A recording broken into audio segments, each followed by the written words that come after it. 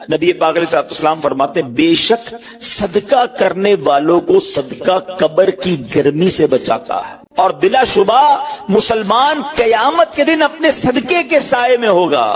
جب سایہ نہیں ہوگا، جب بہت گرمی ہوگی، جب بڑی تپش ہوگی، سوچو صدقہ کرنے والا کتنا خوش نصیب ہے، اور وہ اور خوش نصیب ہے جو روزانہ کچھ دنوں کے بعد جب موقع ملتا ہے دیتا ہی رہتا ہے۔ میرا سایہ بڑا ہو جائے، میں اس گرمی میں کہیں تپش پہ مارا نہ جاؤں۔ اگر اس نیت سے صدقہ دو کہ مولا کریم قیامت کے دن کی گرمی سے بچا لیجیے، تو انشاءاللہ صدقہ دینے کا لطف بھی اور آئے گا۔ یا الہی گرمی محشر سے جب پھڑکے بدر، دامن محبوب کی ٹھنڈی ہوا کا ساتھ ہو۔ یا الہی جب زبانیں باہر آئے پیاس سے، ساقی کوثر شہے جود و عطا کا ساتھ ہو۔ اے میرے بیٹے اسلامی بھائیوں، صدقہ دینے میں بڑی جس کو کہنا خوشی دلی کے ساتھ آگے بڑھ بڑھ کر ان موقعوں سے فائدہ اٹھانا چاہیے۔ صدقہ عمر میں اضافے کا بھی باعث بنتا ہے۔ جی ہاں، بڑا کمال کا واقعہ ہے۔ حضرت عیسیٰ علیہ السلام کے زمانے میں ایک دھوبی تھا، لوگوں کے کپڑے آپس میں تبدیل کر دیتا تھا۔ تو لوگوں نے حضرت عیسیٰ علیہ السلام کو اس کے بارے میں بتایا کہ حضور یہ بندہ بڑا گڑبڑ بندہ ہے، سب کے کپڑے ملا دیتا ہے، تو آپ جو ہے اس بندے کے لیے کچھ کیجئے۔ آپ نے اللہ کی بارگاہ میں اس کی ہلاکت کی دعا کر دی۔ وہ بندہ دھوبی اپنے معمول سے گھر سے نکلا، اس کے پاس 3 روٹیاں تھیں۔ ایک سائل آیا تو اس نے ایک روٹی اسے دے دی۔ سائل نے دعا دی، اللہ تعالیٰ تجھ سے آفات سماویہ یعنی آسمانی آفت سے تجھے بچا لے۔ دھوبی نے اس دعا سے بڑا متاثر ہوا، ایک اور روٹی دے دی۔ اس سائل نے دعا کی کہ اللہ تعالیٰ تجھے جملہ آفتوں سے محفوظ رکھے۔ اس نے تیسری روٹی بھی دے دی، تو دھوبی سے اس سائل نے دعا کی اللہ تعالیٰ تجھے توبہ کی بھی توفیق عطا فرما۔ اب ایک بڑا سانپ جو ہے اس کی گٹھڑی میں داخل ہو چکا تھا، کیونکہ اب اس کی ہلاکت کی دعا ہو گئی تھی۔ اس سانپ کی گویا قدرتی یہ ڈیوٹی لگائی گئی تھی کہ اس دھوبی کو کاٹنا ہے۔ جب دھوبی کپڑے لینے کے ارادے سے اس نے گٹھڑی کے اندر ہاتھ ڈالا تو فرشتے نے اس سانپ کو لوہے کی ایک لگام ڈال دی، اور وہ دھوبی سلامتی کے ساتھ واپس آ گیا۔ دھوبی کو پتہ ہی نہیں چلا کیا ہوا ہے۔ لوگوں نے حضرت عیسیٰ علیہ السلام سے عرض کی کہ اے روح اللہ، دھوبی تو صحیح سلامت واپس آ گیا، آپ نے تو اس کی ہلاکت کی دعا کی تھی، آپ تو اللہ کے نبی ہیں، ذرا سنو۔ حضرت عیسیٰ علیہ السلام نے اس دھوبی کو بلایا، فرمایا بتاؤ تم نے کون سی بھلائی کی ہے؟ کہتا 3 روٹیاں تھیں، تینوں اللہ کی راہ میں صدقہ کی، اور وہ مجھے فقیر جو تھا وہ ہاتھ اٹھا کر جھولیاں اٹھا کر دعائیں دیتا رہا۔ تو آپ علیہ السلام نے اس سانپ سے پوچھا کہ تم نے اسے قتل کیوں نہیں کیا؟ سانپ نے عرض کی اے اللہ کے نبی، اللہ عز و جل نے آپ کی دعا قبول فرما لی تھی اور مجھے اس کو ہلاک کرنے کے لیے بھیجا تھا۔ جب اس دھوبی نے سائل کو صدقہ دیا تو ایک فرشتے نے آ کر مجھے لوہے کی لگام ڈال دی۔ جب لوگوں نے بات سنی، دھوبی نے یہ بات سنی، اسے بڑا تعجب ہوا کہ اتنا گناہگار، میں لوگوں کو اتنی تکلیف پہنچانے والا، صرف ایک نیکی کی اور مجھے آفت سے بچا لیا گیا۔ اس دھوبی نے توبہ کر لی، کیونکہ اس سائل نے توبہ کی بھی دعا کی تھی۔ تو پتہ یہ چلا آفتوں سے بچنا چاہتے ہیں، مصیبتوں سے بچنا چاہتے ہیں۔ آج کل تو کرونا وائرس کا زمانہ ہے، بلاؤں کا زمانہ ہے، ارے اس میں تو زیادہ صدقہ دینا چاہیے، اپنے نام کا بھی، بچوں کے نام کا بھی، فیملی کے ہر فرد کے نام پر صدقہ نکالتے رہیں کہ یا اللہ صدقے کی برکت سے ان بلاؤں، ان وباؤں سے بچانا۔ ارے وباؤں سے، بلاؤں سے، آنے والی مصیبتوں سے صدقہ کیسے بچاتا ہے کہ سنیے، ایک شخص سیدنا ابو ہریرہ رضی اللہ تعالیٰ عنہ کی بارگاہ میں حاضر ہوا، کہنے لگا حضور میرا بیٹا سمندری سفر پر گیا ہے، آپ اس کے لیے دعا فرمائیں۔ آپ رضی اللہ تعالیٰ عنہ نے فرمایا اس کی طرف سے صدقہ دو، سفر پر جایا کرو نا، صدقہ دے کے جایا کرو۔ بیٹا یا فیملی کا کوئی فرد سفر پر ہے، صدقہ دو کہ خیر سے واپس آ جائے۔ سیدنا ابو ہریرہ رضی اللہ تعالیٰ عنہ نے فرمایا سمندری سفر پر ہے، اس کے لیے صدقہ دو۔ اس وقت سمندر میں موجیں اٹھ رہی تھی، یہاں باپ اور حضرت ابو ہریرہ رضی اللہ تعالیٰ عنہ میں گفتگو ہو رہی ہے، عین اسی وقت ادھر سمندر میں موجیں اٹھ رہی تھی، جہاز ڈوبنے کے قریب تھا۔ ادھر اس کے والد نے اللہ کی راہ میں صدقہ دیا، اور وہاں کہنے والے کو کہتے ہوئے سنا گیا اے سواروں تمہارے لیے سلامتی ہے، بے شک اللہ تعالیٰ نے فدیہ قبول فرما لیا۔ بیٹا سفر سے واپس آیا، اپنے والد کو سارا واقعہ سنایا کہ جہاز موجوں میں تھا، قریب تھا کہ ڈوب جاتا، مگر پھر ایک ندا آئی کہ تمہارے لیے جو صدقہ دیا گیا ہے وہ قبول کر لیا گیا ہے۔ تو اے میرے بیچ اسلامی بھائیوں، میں نے آپ کو احادیث بھی سنائی ہیں، آپ کو واقعات بھی سنا رہا ہوں کہ صدقہ بلاؤں کو ٹالتا ہے، صدقہ بیماریوں کو ٹالتا ہے۔ آپ میں نبی پاک علیہ الصلوۃ والسلام کی زبانی ایک خوبصورت واقعہ آپ کو سناتا ہوں۔ پیارے آقا علیہ الصلوۃ والسلام نے ہی یہ واقعہ صحابہ کرام کو سنایا۔ واقعہ کیا ہے؟ میرے آقا فرماتے ایک عورت کے منہ میں لقمہ تھا، کھانا کھا رہی تھی، ہاتھ میں لقمہ اور منہ میں ڈال لیا۔ اتنے میں دروازے پر ایک سائل آیا۔ وہ عورت کیسی توکل والی، کیسی صدقہ دینے والی، کتنا اللہ کی راہ میں خرچ کرنے والی تھی کہ وہ لقمہ اس نے منہ سے روکا اور سائل کو دے دیا کہ یہ کھا لے، میں بھوکی ٹھیک ہوں، یہ بیچارہ غریب ہے، دے دیا اسے۔ چھوٹی سی بات تھی۔ ایک لقمہ کیا ہوتا ہے؟ کچھ لوگ یہی کہتے ہیں پیسے ہی تھوڑے ہیں جیب میں، 5 10 15 روپے 50 روپے 100 روپے کے صدقے سے کیا ہوگا، میں تو خود غریب ہوں۔ سنو، ایک ہی لقمہ تھا نا، دیگ نہیں تھی بریانی کی، ایک لقمہ تھا۔ اور یہ واقعہ سرور کائنات علیہ الصلوۃ والسلام اپنے صحابہ کو سنا رہے ہیں۔ فرمایا وہ لقمہ اس عورت نے روکا اور فقیر کو دے دیا۔ اب اس عورت کے کچھ عرصے بعد بچے کی ولادت ہوئی۔ بچہ تھوڑا سا بڑا ہوا، باہر پہ ماں کے ساتھ چلنے لگا، گھومنے پھرنے لگا، تو باہر گیا تو ایک بھیڑیا آیا اور بھیڑیا آ کر اس کے بچے کو اس نے منہ سے پکڑا اور بھاگ۔ ماں پیچھے بھاگ رہی، میرا بیٹا، میرا بچہ، اور بھیڑیا آگے بھاگ رہا ہے۔ اللہ اکبر! اللہ تبارک و تعالی نے ایک فرشتے کو حکم دیا کہ بھیڑیے کے پیچھے جاؤ، اس کے منہ سے بچہ چھین کر لاؤ اور اس کی ماں کے حوالے کر دو، اور ماں کو کہہ دینا اللہ عز و جل نے تم پر سلام بھیجا ہے اور فرمایا ہے کہ یہ لقمے کے بدلے لقمہ ہے۔ بات آئی سمجھ میں؟ اپنا لقمہ جو تم نے میری راہ میں دیا تھا، بھیڑیا کے لقمے سے تمہارے بیٹے کو بچایا ہے تمہارے رب نے، اللہ نے سلام بھیجا ہے۔ اے میرے میٹھے اسلامی بھائیو، یہ حدیث بتا رہی ہے کہ گناہ، نیکی جو تھوڑی سی بھی ہو نا، وہ ضائع نہیں کی جاتی، وہ اللہ کے یہاں محفوظ ہے۔ جمعے کے خطبے میں ایک حدیث سنتے ہیں، البر لا یبلا والذنب لا ینسا والدیان لا یموت۔ سن لو، نیکی پرانی نہیں ہوتی، گناہ بھلایا نہیں جاتا، اور فیصلہ کرنے والا جو رب عز و جل ہے اسے موت نہیں آتی ہے۔ اب ہمیں سوچنا ہے کہ ہم نیکی کر بھی رہے ہیں کہ نہیں، کہ گناہ کر کر کے اپنے اکاؤنٹ کو بھری جا رہے ہیں۔ یہ چھوٹے چھوٹے صدقے جب موقع ملے نا، ماشاءاللہ ہم جمعہ پڑھنے جاتے ہیں، کل بھی جائیں گے، مسجدوں میں ہم نے دیکھا ہوگا مسجد کا ڈبہ آتا ہے سامنے، کچھ نہ کچھ ڈال دیا کرو، اس نیت کے ساتھ کہ یار تھوڑے اور جمع کرا دوں اپنی آخرت میں، تھوڑے اور اپنے پیسے جمع کرا، تھوڑے اور آگے چلے جائیں۔ اور یہ میں ایسے ہی خود نہیں کہہ رہا، سبحان اللہ، میں آپ کو بڑی خوبصورت 2-3 حدیثیں سناتا ہوں۔ پہلے تو یہ سمجھیے کہ آج کل دنیا میں اور آپ یہ چاہتے ہیں کہ ہمارے جو پیسے ہیں نا سیکیور رہیں۔ آج کل بڑا عجیب معاملہ، اچانک آگ لگ جاتی ہے، کسی کے پیسے چوری ہو جاتے ہیں، لوگ پریشان رہتے ہیں، سیکیورٹی مل جائے، ٹھیک ہے؟ تو میں آپ کو ایک حدیث سنانے جا رہا ہوں۔ نبی پاک علیہ الصلوۃ والسلام فرماتے ہیں، اللہ کے حبیب علیہ الصلوۃ والسلام فرماتے ہیں کہ رب عز و جل فرماتا ہے، یعنی یہ حدیث قدسی ہے، اللہ فرماتا ہے اے ابن آدم، اپنے خزانے میں سے میرے پاس کچھ جمع کر دے، اپنے پیسوں میں سے کچھ پیسے میرے پاس جمع کر دے۔ میں حدیث کا خلاصہ عرض کر رہا ہوں، نہ جلے گا، نہ ڈوبے گا، نہ چوری کیا جائے گا۔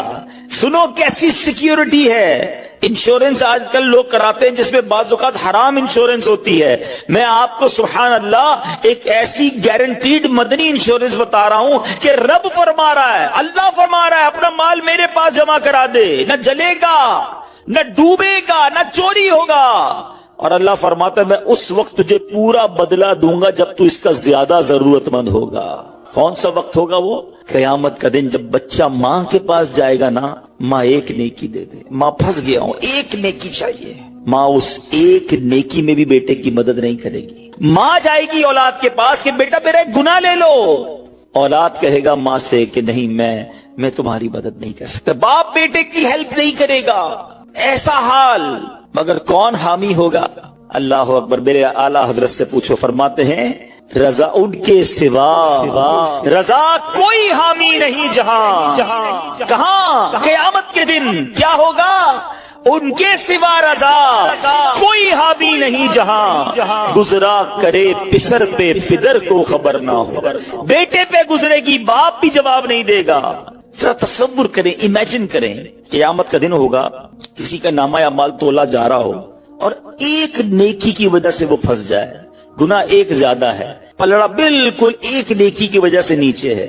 कितना याद आएगा कि काश थोड़ा और सदका कर देता, काश 2 रकत नफल पढ़ लेता। नफल छोड़ देते हो ना, नफल ही है ना, है?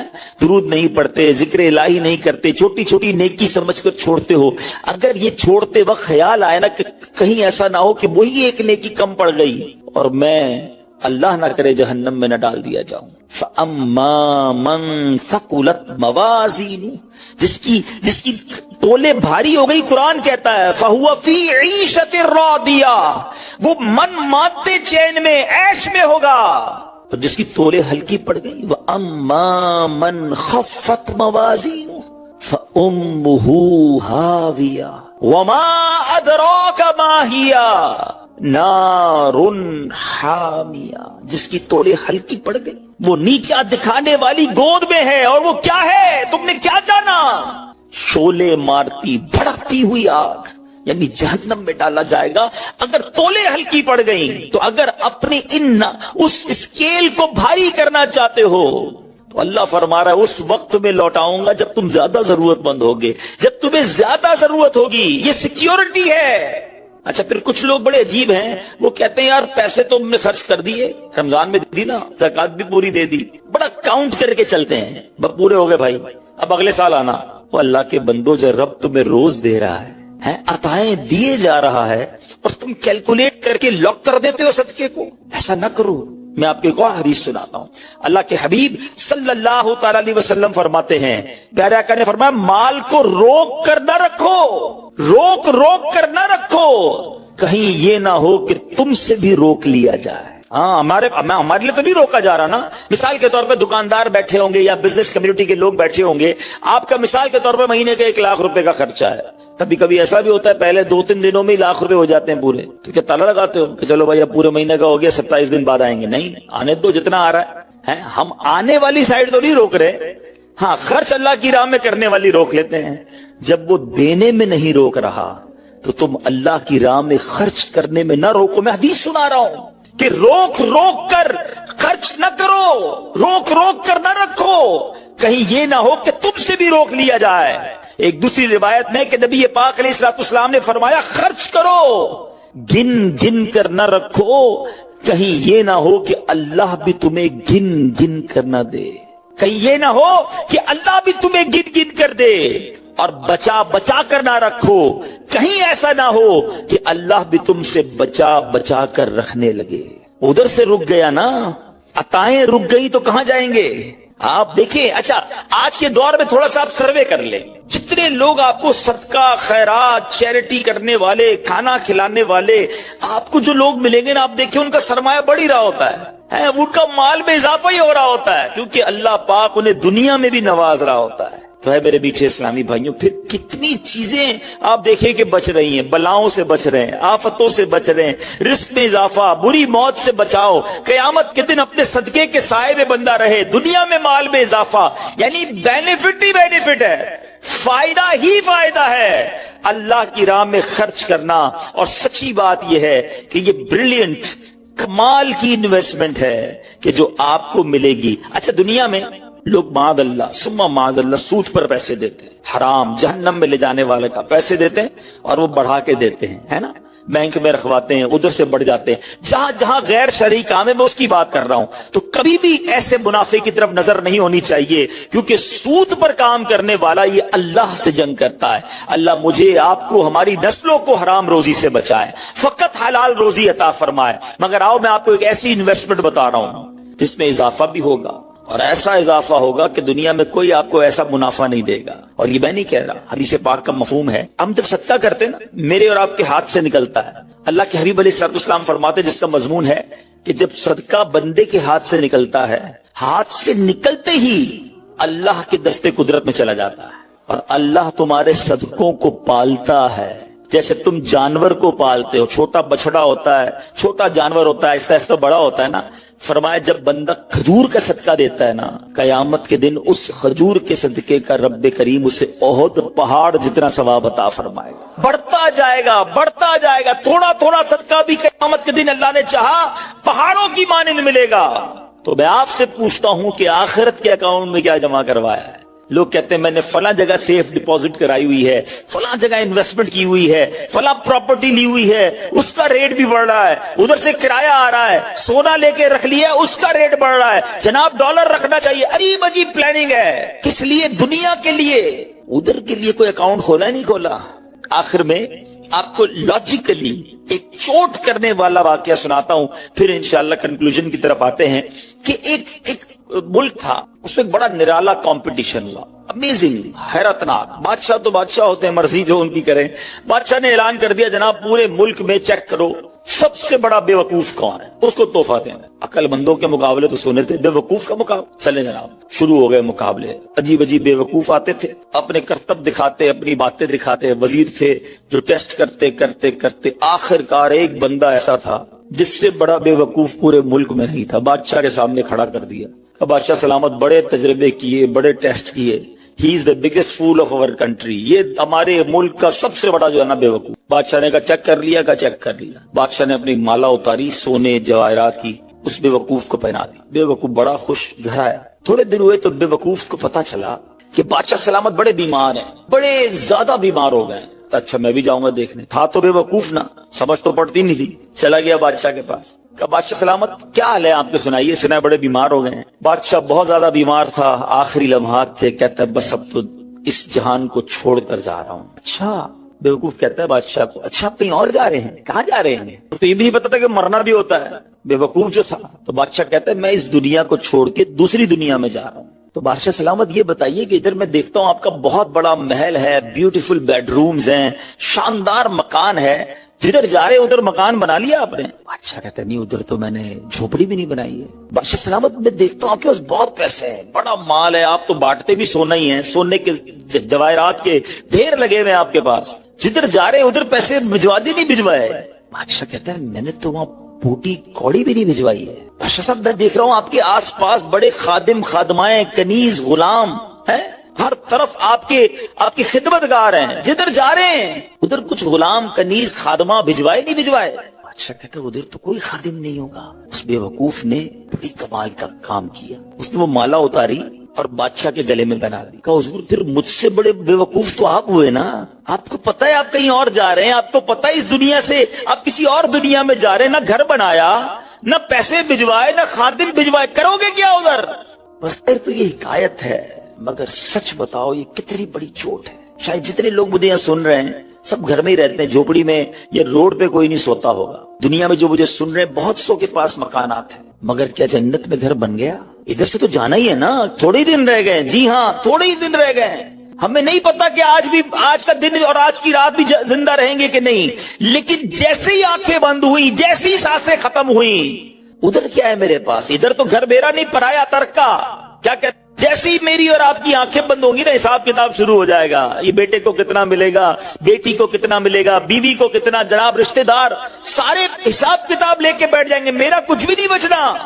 بلکہ کتابوں میں لکھا کہ جب انسان مرتا ہے نا، قبر میں جاتا ہے، تو گھر والے کہتے ہیں میت نے پیچھے کیا چھوڑا، فرشتے کہتے ہیں میت نے آگے کیا بھیجا ہے، بتاؤ نا کیا بھیجا ہے ادھر گھر ریڈی ہے کہ نہیں؟ ادھر کچھ پیسے، ادھر کوئی ڈپازٹ، جو اللہ فرما رہا ہے اپنا خزانہ میرے پاس جمع کروا، میں تجھے لوٹاؤں گا، میں نے جمع کروایا کہ نہیں؟ یہ سوچنے والی بات ہے۔ یہ سب ادھر رہ جائے گا، کتنا کھا لوں گا میں، کتنا پہن لوں گا، جو بڑا ہوا وہ ادھر ہی رہ جانا ہے۔ ادھر بھیج دوں کیونکہ وہاں اکیلا ہوں گا، میرے اعمال تولے جائیں گے، اور مجھے پتا ہے گناہ ہی گناہ ہے، خطائیں ہی خطائیں ہیں، مارا جاؤں گا، پکڑا جاؤں گا، اگر اللہ صدقہ قبول کر لے، کچھ نیکیاں ایسی کر جاؤں جو آخرت کے اکاؤنٹ میں جمع ہو جائے۔ تو اے میرے میٹھے اسلامی بھائیو، خدا را آج یہ ذہن بنا لیجئے کہ جب بھی اللہ کی راہ میں خرچ کرنے کی باری آئے تو اس کو برڈن فیل نہ کریں، بوجھ فیل نہ کریں، سعادت فیل کریں، محسوس کریں کہ یا اللہ تیری مہربانی، پھر موقع دیا اپنے اکاؤنٹ میں جمع کرانے کا۔ استغفار جہاں گناہوں کی معافی ہے نا، وہاں یہ بہت سارے مسائل کے حل کی کنجی بھی ہے۔ آپ اگر پرابلم میں ہیں، روزی کے مسائل ہیں، اولاد نہیں ہو رہی ہے، یا کوئی بھی پرابلم ہے، واقعہ سنیے۔ امام حسن بصری رحمت اللہ تعالی بہت بڑے بزرگ ہیں، ایک شخص آیا آ کر کہتا حضور قحط کی پوزیشن آ گئی ہے، بارش نہیں ہو رہی، دعا فرمائیں، کوئی وظیفہ عطا فرمائیں۔ آپ نے فرمایا استغفار کرو، وہ چلا گیا۔ اچھا ایک بزرگ بیٹھے تھے ان کے پاس، حضرت ربیع بن صبیح رحمۃ اللہ، وہ دیکھ رہے تھے، دوسرا بندہ آیا، کہتا حضور تنگ دستی ہے، کاروبار میں ڈاؤن ہے، رزق میں تنگی ہے، آپ نے فرمایا استغفار کرو۔ پھر تیسرا شخص آیا، کہتا حضور اولاد نہیں ہو رہی ہے، حصول اولاد کے لیے وظیفہ لینا ہے، فرمایا استغفار کرو۔ چوتھا بندہ آیا، وہ کہتا کہ حضور میرے باغ میں فصلوں میں پیداوار کی کمی ہے، فرمایا استغفار کرو۔ حضرت ربیع بن صبیح کہتے ہیں حضور پہلا بندہ الگ پرابلم لے کر آیا، دوسرا الگ، تیسرا الگ، چوتھا الگ، چاروں کو ایک ہی وظیفہ، استغفار استغفار۔ ہائے ہائے، بڑوں کی بڑی باتیں ہیں۔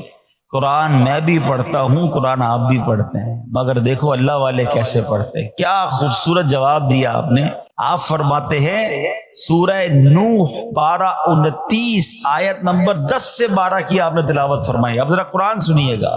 بسم اللہ الرحمن الرحیم، استغفروا ربکم انہ کان غفارا یرسل السماء علیکم مدرارا ویمددکم باموال وبنین ویجعل لکم جنات ویجعل لکم انہارا۔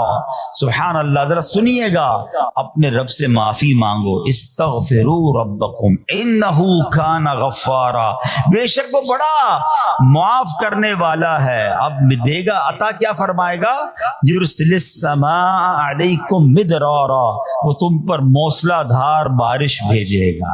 وَيُمْدِدْكُمْ بِأَمْوَالٍ وَبَنِينَ وَيَجْعَلْ لَكُمْ جَنَّاتٍ وَيَجْعَلْ لَكُمْ أَنْهَارًا، فرمایا اور مالوں اور بیٹوں سے تمہاری مدد فرمائے گا، اور تمہارے لیے باغات بنا دے گا، اور تمہارے لیے نہریں بنائے گا۔